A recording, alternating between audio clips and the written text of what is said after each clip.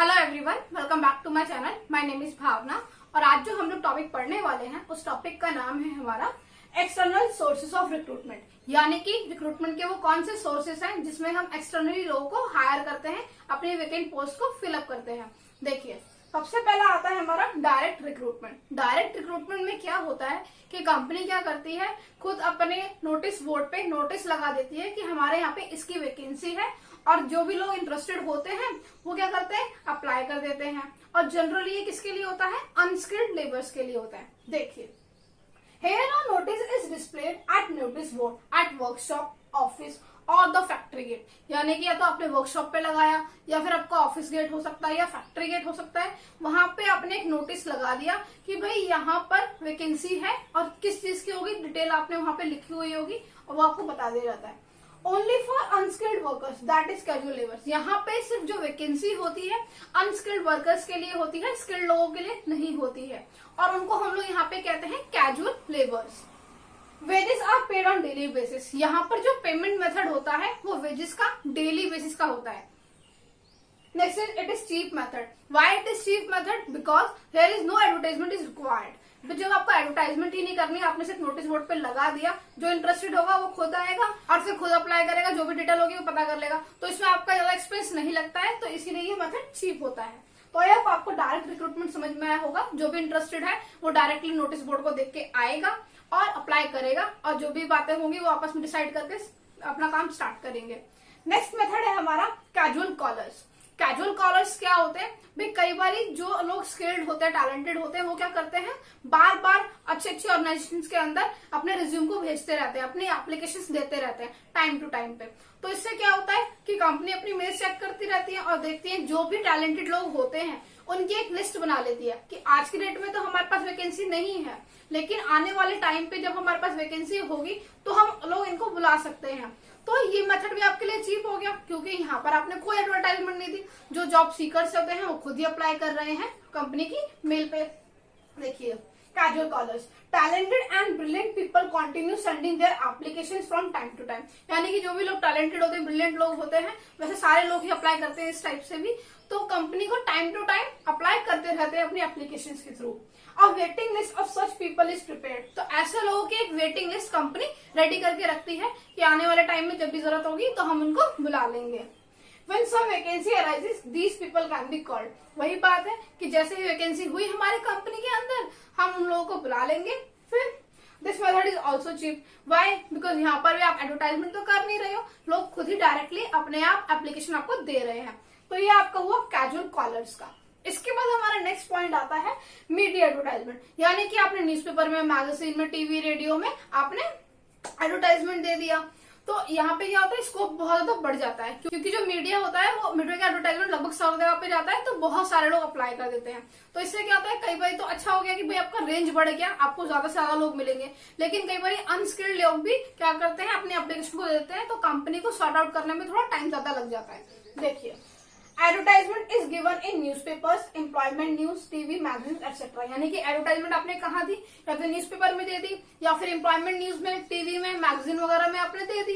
इसके बाद it contains all relevant information about the job post. तो जॉब से रिलेटेड जितने भी इंपॉर्टेंट इन्फॉर्मेशन होती है, लाइक जॉब की वैकेंसी किस चीज की है, कितनी वैकेंसी है, किस टाइप की पोस्ट है, कितनी सैलरी है, क्या क्वालिफिकेशन, क्या एक्सपीरियंस है, ये सारी टाइप की जो डिटेल्स होती हैं वो सारी यहाँ पे लिखी हुई होती हैं।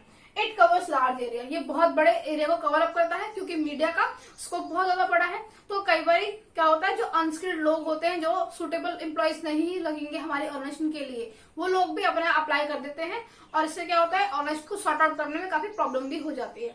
तो ये आपका आया मीडिया का एडवर्टाइजमेंट। नेक्स्ट है आपका एम्प्लॉयमेंट एक्सचेंज। एम्प्लॉयमेंट एक्सचेंज क्या होता है कि कभी कभी गवर्नमेंट की एजेंसीज होती हैं, ये वो क्या करती है, एक रजिस्टर बना के रखती है कि जो जो लोगों को जॉब की जरूरत है वो एम्प्लॉयमेंट एक्सचेंज में अपना नाम लिखवा ले। और जिन जिन ऑर्गेनाइजेशन को जरूरत होती है एम्प्लॉयज की, वो एम्प्लॉयमेंट एक्सचेंज के बाद बता देती है कि भाई हमारे को इतने इतने लोगों की जरूरत है और इस चीज के लिए लोगों की जरूरत है। तो जॉब सीकर होता है वो अपनी इन्फॉर्मेशन दे रहा है किसको, एम्प्लॉयमेंट एक्सचेंज को, कि भाई मुझे यहाँ पे जॉब चाहिए इस फील्ड में। ऐसे ही जो ऑर्गेनाइजेशंस होती हैं जहाँ पे जो भी वैकेंसीज होंगी वो बता देती है एम्प्लॉयमेंट एक्सचेंज को कि हमारे यहाँ पे इतनी इतनी वैकेंसीज हैं। तो फिर डाटा जो का मैच होता है सुटेबल क्वालिफिकेशन के हिसाब से एम्प्लॉयमेंट एक्सचेंज एम्प्लॉयमेंट प्रोवाइड करा देता है उस ऑर्गेनाइजेशन को। तो एम्प्लॉय का भी भला हो गया और एम्प्लॉयर का भी भला हो गया। भाई जिसको जॉब चाहिए थी उसको जॉब मिल जाएगी और जिसको लोग चाहिए थे काम करने के लिए उसको वो मिल जाएंगे। तो वो एम्प्लॉयमेंट एक्सचेंज करता है। देखिए, setup by the government in almost all the district. ये कौन सेटअप करता है? गवर्नमेंट करती है और लगभग सभी डिस्ट्रिक्ट में करती है। Name and other particulars of the job seeker is recorded in the employment register. तो एक एम्प्लॉयमेंट रजिस्टर होता है जिसमें नेम और जो भी रेलिवेंट इन्फॉर्मेशन होती है तो वो हम एक रजिस्टर में नोट कर लेते हैं, ताकि कोई भी अगर पूछे कि हमको ये चाहिए बंदा तो एटलीस्ट इन्फॉर्मेशन तो होनी चाहिए ना आपके पास में। आपके पास इन्फॉर्मेशन ही नहीं होगी तो आप क्या बताओगे जो भी आपसे कंपनी वाले पूछेंगे। तो इसके बाद personal manager forwards information regarding vacant job. तो जो भी ऑर्गेनाइजेशंस के अंदर पर्सनल मैनेजर्स होते हैं, क्योंकि उनका काम ही होता है एम्प्लॉयज को हायर करने का, तो वो क्या करेंगे, वो अपनी ऑर्गेनाइजेशन के हिसाब से बता देंगे कि हमें यहाँ पे इतने लोगों की जरूरत है और वो अपना सारा डेटा एम्प्लॉयमेंट एक्सचेंज को दे देते हैं। फिर employment officer forwards the names of applicants, यानी कि एम्प्लॉयमेंट ऑफिसर जो होगा वो रिक्वायर्ड इन्फॉर्मेशन को दे देगा, जितनी भी रेलिवेंट डिटेल लगेगी, जिसका भी डेटा मैच करेगा सुटेबल कैंडिडेट जो होगा उसका डेटा एक्सचेंज कर देगी। और जिसको जरूरत होगी वो उनको बुला के अगर सारी चीज ठीक बैठेंगी तो उनको हायर कर लेंगे। जैसे टाइपिस्ट, क्लर्क्स, प्यून, इस टाइप की जॉब्स के लिए ज्यादातर इसको यूज किया जाता है। इसके बाद हमारा नेक्स्ट है प्लेसमेंट एजेंसीज। प्लेसमेंट एजेंसीज क्या होती है? यहाँ पे प्लेसमेंट्स प्रोवाइड की जाती हैं और एक कंपनी के बिहाफ पे लोगों को हायर करती हैं और इसके बदले ये कुछ फीस भी चार्ज करती हैं। अब जैसे कई लोगों को जरूरत होती है तो वो प्लेसमेंट एजेंसी के पास जाते हैं, बोलते हैं कि भाई हमको ना जॉब की जरूरत है, और कंपनीज भी बोलती हैं इनको भी। ये भी एक तरीके का एम्प्लॉयमेंट एक्सचेंज की तरह ही काम करते हैं, लेकिन ये गवर्नमेंट के थ्रू सेटअप होता है और ये प्राइवेटली सेटअप होता है, मतलब प्राइवेटली इंडिविजुअल्स इसको सेटअप करते हैं। बाकी काफी सारी चीजें इसमें सेम रहती हैं और यहाँ पे मीडियम और हाई लेवल की पोस्ट भी इंक्लूड होती हैं काम के लिए। यहाँ पे तो सिर्फ टाइपिस्ट, क्लर्क और प्यून था, लेकिन यहाँ पे मीडियम और हायर लेवल की जो जॉब्स होती हैं, जॉब पोस्ट जो होती हैं, उसके लिए अप्लाई किया जाता है। देखिए, एस्टैब्लिश्ड बाय प्राइवेट इंडिविजुअल्स। तो जो प्लेसमेंट एजेंसीज होती हैं वो प्राइवेट इंडिविजुअल्स हैं, वो एस्टैब्लिश करते हैं इसको, यानी कि वो ही इसको फॉर्म करते हैं। These agencies do the whole job of recruitment on behalf of the organization. अगर कोई ऑर्गेनाइजेशन रिक्वेस्ट करती है प्लेसमेंट एजेंसी को कि भाई आप हमारे बिहाफ पे हमारे लिए एम्प्लॉयज को हायर कर दीजिए, तो वो ये कर देते हैं। They get fees for rendering services. तो इसके बदले वो एक फीस चार्ज कर लेते हैं। भाई कोई भी अपना काम फ्री में तो करेगा नहीं ना, तो उसको कुछ ना कुछ चाहिए, तो वो एक फीस चार्ज करते हैं। People get their names registered usually for higher और medium level jobs. तो कोई भी हायर लेवल की जॉब पोस्ट होगी या मीडियम लेवल की जॉब पोस्ट होगी, उसके लिए पीपल यहाँ पे अपना नाम दे देते हैं। तो ये होता है प्लेसमेंट एजेंसी का काम। इसके अलावा और भी है, वो हम आगे देखते हैं। इसके बाद जो हमारा नेक्स्ट एक्सटर्नल सोर्स है रिक्रूटमेंट का, वो है मैनेजमेंट कंसल्टेंट्स और हेड हंटर्स। इसके नाम से ही समझ में आ रहा है कि यहाँ पे हम किन लोगों की हायरिंग की बात कर रहे हैं, जो भी मैनेजमेंट के लोग होंगे, यानी कि मैनेजर्स की पोस्ट पे होते हैं, मैनेजरियल स्टाफ जो होता है उसके लिए। देखिए, these firms are expert in the recruitment of managerial staff, यानी कि ये जो फर्म्स होती हैं, यानी कि मैनेजमेंट कंसल्टेंट्स और हेड हंटर्स जो होते हैं, वो मेनली एक्सपर्ट किसमें होते हैं? जो भी मैनेजरियल स्टाफ होता है उनको फिलअप कराने के लिए, उनकी वैकेंसीज को फिलअप कराने के लिए। Also performs job of advertisement for recruitment when request is made. ये क्या करते हैं? जॉब के एडवर्टाइजमेंट का भी काम करते हैं अगर कोई ऑर्गेनाइजेशन को बोलती है या रिक्वेस्ट करती है तो।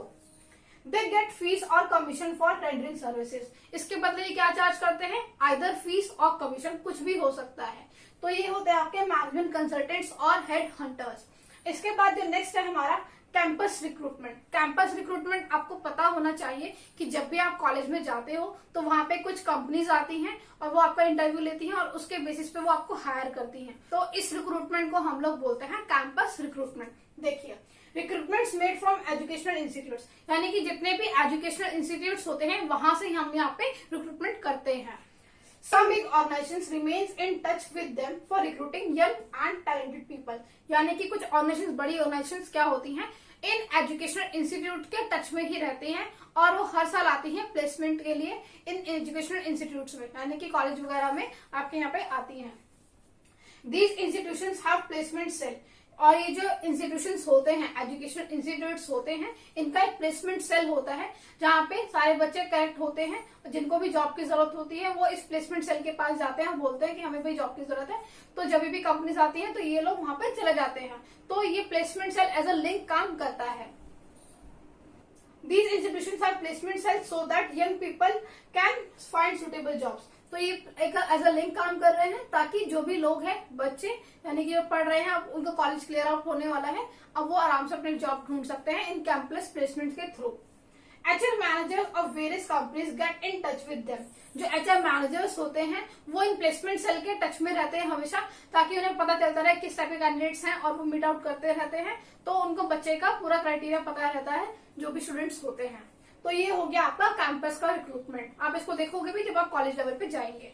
नेक्स्ट है आपका रिकमेंडेशंस। कई बार क्या होता है, जो ऑर्गेनाइजेशन के अंदर एम्प्लॉयज होते हैं वो ही रेकमेंड कर देते हैं मैनेजर्स को कि सर हमारे यहाँ पे जो वेकेंट पोस्ट है इसके लिए एक सुटेबल कैंडिडेट है जिसको मैं रिकमेंड कर रहा हूँ, बता देता है कि ये है, ये अच्छा काम करता है। तो क्या होता है, मैनेजर उसको देख लेता है, अगर वो ठीक काम करता है तो वो उसको रख भी लेता है। देखिए, managers recruit people on recommendation of their existing employees. यहाँ पे मैनेजर्स किसको रिक्रूट कर रहे हैं, रिकमेंडेशन पे, जो कि एग्जिस्टिंग एम्प्लॉय ने रिकमेंड किया है किसी नए एम्प्लॉय को। Present employees feel encourage. भाई प्रेजेंट एम्प्लॉय जो है जिसने बताया कि भाई आप इसको रख लो, उसको अच्छा लगा कि हाँ भाई सर ने मेरी बात सुनी, मैनेजर ने मेरी बात सुनी और मेरे कहने पे इस बंदे को रख लिया। फिर कंप्लीट कंट्रोल और न्यू एम्प्लॉय। इसकी वजह से क्या होता है, मैनेजर्स का नए एम्प्लॉयज पे पूरा कंट्रोल रहता है। कैसे कि भाई वो एक लिंक के थ्रू आया है तो इसके चक्कर में ये दोनों फंसेंगे, तो उनके ऊपर अच्छा कंट्रोल रहता है मैनेजर्स का। Mostly use for appointing lower level employees. तो ये जो मेथड है रिकमेंडेशन का, जनरली सिर्फ लोअर लेवल एम्प्लॉयज के लिए ही यूज किया जाता है। आप हायर लेवल की पोस्टिंग के लिए इसको यूज नहीं करते हो। इसके बाद आता है लेबर कॉन्ट्रैक्टर्स। लेबर कॉन्ट्रैक्टर्स के नाम से समझ में आ रहा है कि ये कॉन्ट्रैक्टर्स हैं और लेबर प्रोवाइड करेंगे।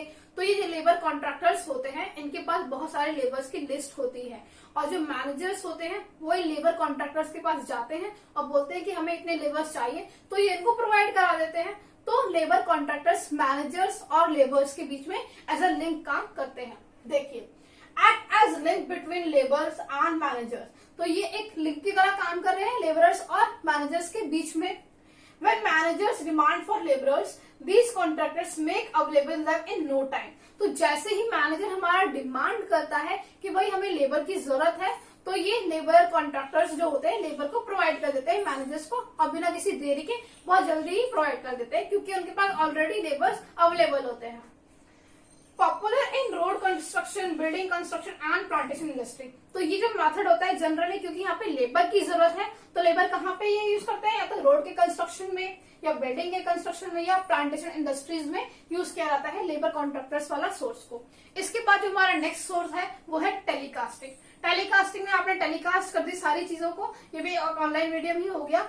Big organisation telecast their job requirements. तो जो भी बड़ी ऑर्गेनाइजेशन होती हैं वो टेलीकास्ट कर देती हैं जो भी उनकी जॉब की रिक्वायरमेंट्स होती हैं।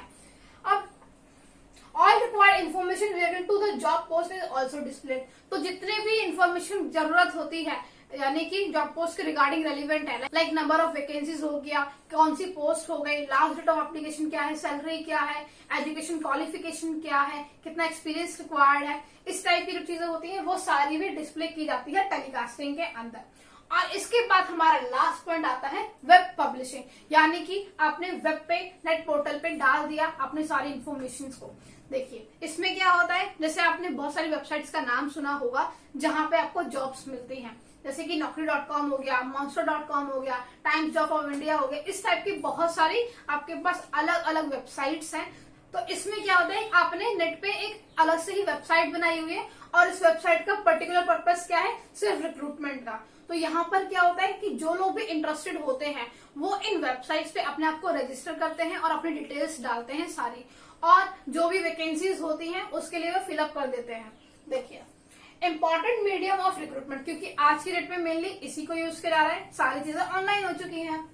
Special websites has been created. यहाँ पे क्या हो, स्पेशल वेबसाइट्स क्रिएट की गई, यानी कि पर्टिकुलर पर्पस जो है रिक्रूटमेंट का, सिर्फ उसी के पर्पस के लिए हमने उन वेबसाइट्स को क्रिएट किया है। एग्जाम्पल्स आपको मैंने बताए, टाइम्स ऑफ इंडिया हो गया, monster.com और indeed.com भी है, naukri.com भी है, ऐसे बहुत सारी वेबसाइट्स है। Applicants get information through them about vacant post and required qualification and apply there. तो जो एप्लीकेंट्स होते हैं उनको पता चलता है कि भाई कौन कौन सी कंपनीज हैं, उनके यहाँ पे वैकेंसी क्या क्या है और सारी डिटेल। तो जो भी सुटेबल कैंडिडेट लगता है उसको, वो क्या करता है वहां उसी पोर्टल पे अप्लाई कर देता है। तो ये हो गया आपका वेब पब्लिशिंग। इसके कुछ एग्जांपल्स naukri.com, jobstreet.com, clicksjob.com, ऐसे ही naukri.com, monster.com, ऐसे बहुत सारे आपके अलग अलग एग्जांपल्स हैं। तो आई होप आपको ये चीज क्लियर आउट हुई होगी। ये आपने अभी तक पढ़े हैं एक्सटर्नल सोर्सेज ऑफ रिक्रूटमेंट, कि ये ऐसे आपके तरीके हैं जहां से आप बाहर की तरफ से आउटसाइड पीपल को अपनी ऑर्गेनाइजेशन के अंदर लेके आ सकते हो, जो भी सुटेबल कैंडिडेट होंगे। तो जो ऑर्गेनाइजेशंस होती हैं वो अपने रिक्वायरमेंट के अकॉर्डिंग इनको बुला लेती हैं, हायर करती हैं। इसके बाद हमको इसमें देखना है कि क्या इसकी एडवांटेजेस होंगी और क्या इसकी डिसएडवांटेजेस होंगी, क्योंकि हर चीज के फायदे भी हैं और नुकसान भी हैं। तो चलिए उनको भी एक एक करके देख लेते हैं। तो चलिए अब हम लोग देखना स्टार्ट करते हैं कि क्या फायदे हैं हमको अगर हम एक्सटर्नल सोर्सेज की वजह से रिक्रूटमेंट करते हैं। That means merits of external recruitment sources. सबसे पहला आता है इसमें क्वालिफाइड पर्सनल, यानी कि यहाँ पे हमको कौन से लोग मिलेंगे, जो क्वालिफाइड होंगे, जिनके पास बेटर आइडियाज होंगे और वो एक्चुअली में क्वालिफाई करते हैं। क्योंकि इंटरनल में क्या था कि एग्जिस्टिंग एम्प्लॉयज को ही पोस्टिंग, ट्रांसफर या लेड ऑफ की वजह से उनको हायर कर लिया जाता था, तो नए लोगों को मौका ही नहीं मिल पाता था। लेकिन इस केस में क्योंकि यहाँ पे एक्सटर्नल रिक्रूटमेंट किया जा रहा है तो उनको एक अपॉर्चुनिटी मिलती है। देखिए, it gives an opportunity to the qualified people from outside the organisation. यहाँ पे क्या हो रहा है, अपॉर्चुनिटी मिल रही है जो भी क्वालिफाइड पर्सन्स हैं उनको, क्या वो ऑर्गेनाइजेशन के अंदर आ सकते हैं। It benefits both the organisation and the applicants from outside, यानी कि ये वो दोनों के लिए एक अपॉर्चुनिटी है कि ऑर्गेनाइजेशन को एक नया टैलेंट मिल जाएगा और बाहर के लोगों को जॉब मिल जाएगी। तो दोनों के लिए एक विन विन सिचुएशन हो जाती है ये। इसके बाद दूसरा है वाइडर चॉइस। वाइडर चॉइस कैसे, क्योंकि इंटरनली में आपके पास लिमिटेड लोग थे, उसमें से आपको चूज करना था। लेकिन एक्सटर्नली में ऑर्गेनाइजेशन के बाहर तो बहुत बड़ी दुनिया है, तो आप उसमें से किसी को भी हायर कर सकते हो। जो भी क्वालिफाइड रहेगा, जो भी टैलेंटेड पर्सन रहेगा, आपकी पोस्ट के अकॉर्डिंग, आपकी रिक्वायरमेंट्स के अकॉर्डिंग, तो आप उसको हायर कर सकते हो। तो यहाँ पे स्कोप क्या हो गया आपका, बहुत ज्यादा बड़ा हो गया लोगों को चुनने के लिए। देखिए, Here number of applicants increases manifold। यहाँ पे एप्लीकेंट्स का नंबर बहुत ज्यादा बढ़ जाता है, मतलब मल्टीपल टाइम्स बढ़ जाता है। जहाँ पे इंटरनली आपको 1 या 2% मिल रहे थे, यहाँ पे आपको उससे बहुत ज्यादा मिल जाएंगे, मतलब अनलिमिटेड आप कह सकते हो, क्योंकि इतने सारे लोग अप्लाई कर देते हैं जब भी जॉब की बात आती है। फिर increases the area of choice. अब यहाँ पे आपके पास एरिया ऑफ चॉइस भी बढ़ गया कि अब आपके पास बड़ा स्कोप हो गया चूज करने के लिए लोगों को। The managers can appoint the most talented person after examining the capabilities and talents of all the applicants। अब यहाँ पे मैनेजर के पास क्योंकि ऑप्शन बहुत सारे हैं, तो वो सारे ऑप्शंस को चेक करेगा। दैट मीन्स कि वो सारे एप्लीकेंट्स की कैपेबिलिटीज और उनके टैलेंट को देखेगा और जो उसमें से बेस्ट सुटेबल कैंडिडेट रहेंगे उनको वो हायर कर लेगा।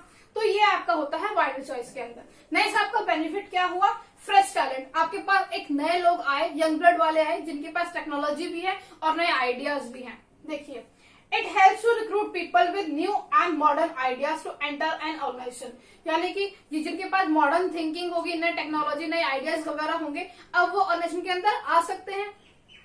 It certainly helps organisation. ये डेफिनेटली ऑर्गेनाइजेशन को हेल्प करेगा ही। भाई क्यों, क्योंकि कोई भी चीज नए तरीके से की जाएगी तो ऑब्वियसली बेटर ही होगी ना।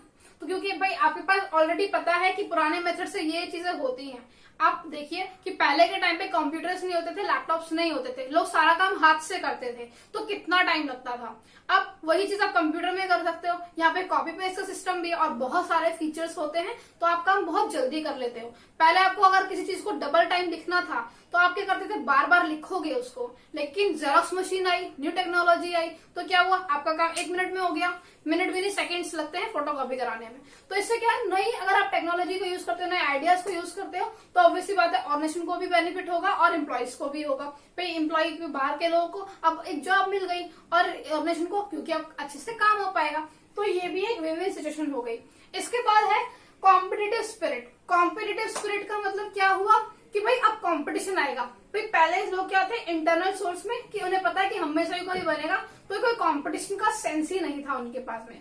लेकिन अब ऑर्गेनाइजेशन में लोगों को पता है कि भाई हमारे साथ में दूसरे लोग भी हैं, बाहर के लोग भी आ गए हमारे ऑर्गेनाइजेशन के अंदर, तो अब उनमें एक कॉम्पिटिशन की स्पिरिट आ जाती है कि भाई मुझे इससे अच्छा करके दिखाना है। तो इससे क्या होता है, इनकी प्रोडक्टिविटी इंक्रीज हो जाती है। देखिए, when the existing employees come in contact with the new employees, a spirit of competition is born। क्योंकि जब एग्जिस्टिंग एम्प्लॉय के सामने नया एम्प्लॉय आता है तो सोचते हैं भाई मुझे इससे अच्छा करके दिखाना है, तो वो क्या करेगा, अच्छा करके दिखाना है तो वो और अच्छे से काम को करेगा और इससे क्या होगा, कंपटीशन की स्पिरिट इंक्रीज होगी, फिर consequently their work performance is improve, इसी वजह से उनकी जो वर्क परफॉर्मेंस होगी इंक्रीज हो जाएगी, क्योंकि अब उनको पहले से अच्छे तरीके से काम को करना पड़ेगा।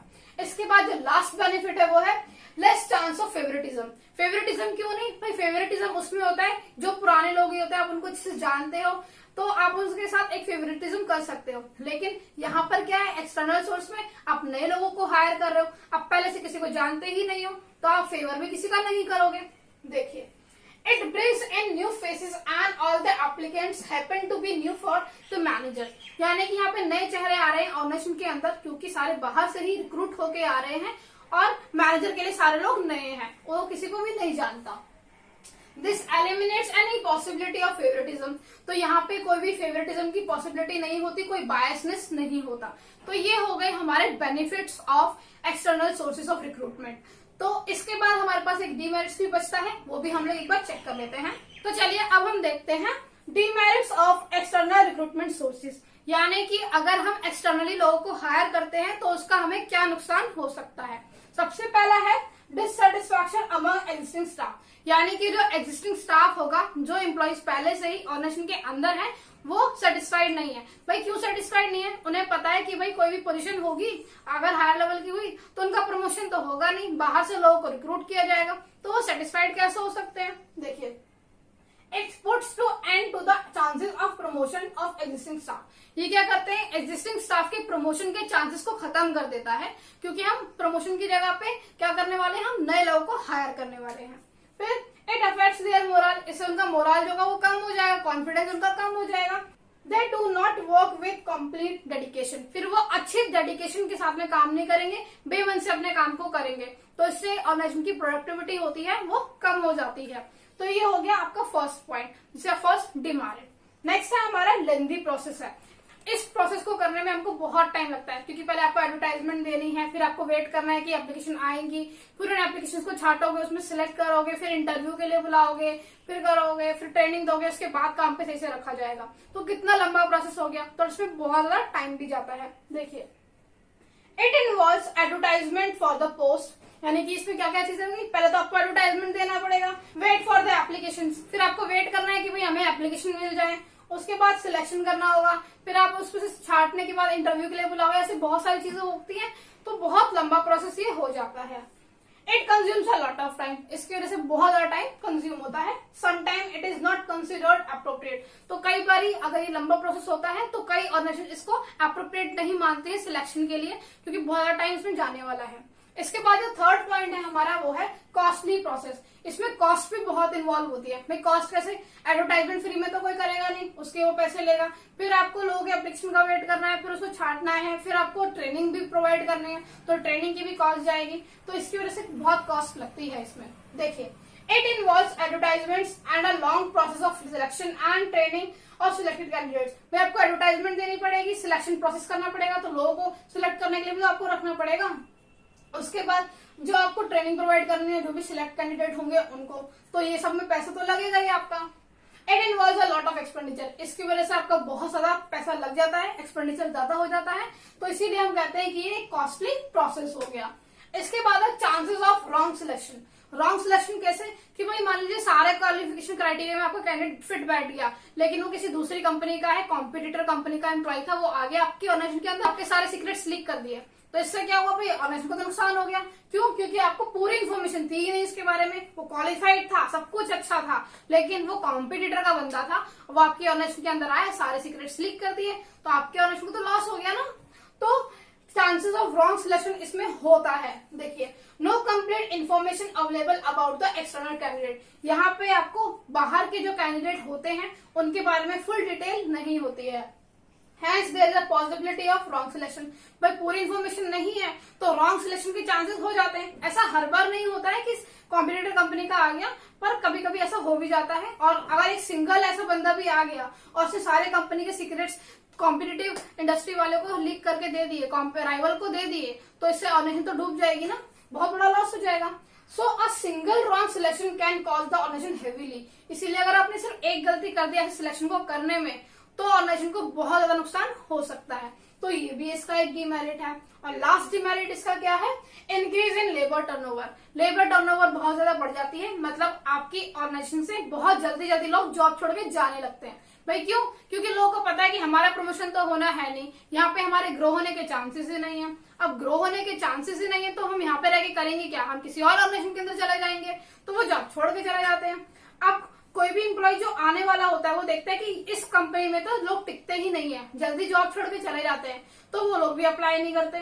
तो इसकी वजह से ऑर्गेनाइजेशन को बहुत लॉस होता है। देखिए, when employees are convinced that they will not be in a position to get any promotion in future, they leave the organization। जब लोगों को लगता है कि भाई हमारे तो प्रमोशन के चांस ही नहीं है फ्यूचर में, तो हम यहाँ पे रह के करेंगे क्या? हम लोग जॉब छोड़ के चले जाते हैं। Not encourage good talented people to feel attracted to the organization। तो एक तो इसकी वजह से लेबर टर्नओवर बढ़ गया, क्योंकि लोग क्या कर रहे हैं? जॉब छोड़ के जा रहे हैं। इसके अलावा जो टैलेंटेड पीपल है वो देख रहे हैं भाई कि इस कंपनी में तो लोग जॉब छोड़ के जा रहे हैं, तो हम इसमें क्यों जाएं? हम अप्लाई नहीं करेंगे। तो इसकी वजह से जो टैलेंटेड पीपल होते हैं वो भी अट्रैक्ट नहीं हो पाते हमारे ऑर्गेनाइजेशन की तरफ। तो ये इसके कुछ डिमेरिट्स हैं। आई होप आपको एक्सटर्नल सोर्सेज ऑफ रिक्रूटमेंट समझ में आया होगा कि क्या इसके टाइप्स होते हैं, क्या इसके एडवांटेजेस हैं, क्या इसके डिसएडवांटेजेस हैं। आपको पूरी चीज से कवर अप हो गया होगा। अगर आपको कोई भी डाउट होता है तो आप मुझसे कमेंट सेक्शन में जरूर पूछ सकते हैं। अगर आपको ये वीडियो अच्छा लगा तो आप इसे लाइक कीजिएगा, अपने दोस्तों के साथ शेयर कीजिएगा, और अगर अभी तक आपने मेरे चैनल को सब्सक्राइब नहीं किया है तो आप सब्सक्राइब भी कर लीजिएगा, ताकि आपको ऐसे ही वीडियोस मिलते रहे। थैंक यू सो मच मेरी वीडियो को देखने के लिए।